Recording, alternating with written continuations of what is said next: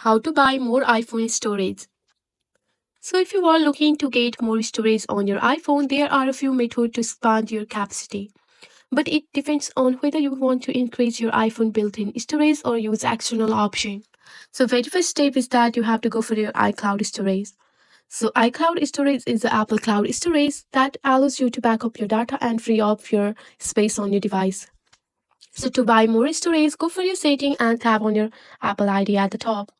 And once you are here, you have to select the iCloud. And here you can see that. And after that, you have to just go for the upgrade or buy option here. And here you have to choose a plan.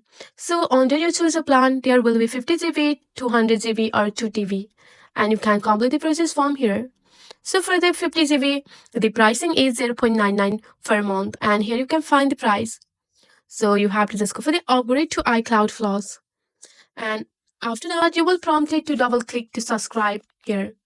And you have to recognize it with your Face ID. And you have to just go for the continue option.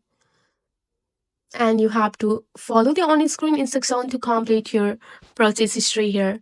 So you have to add your credit or debit card and you can easily purchase the more storage on your iPhone from this process. I hope that this video will be helpful for you. Thanks for watching.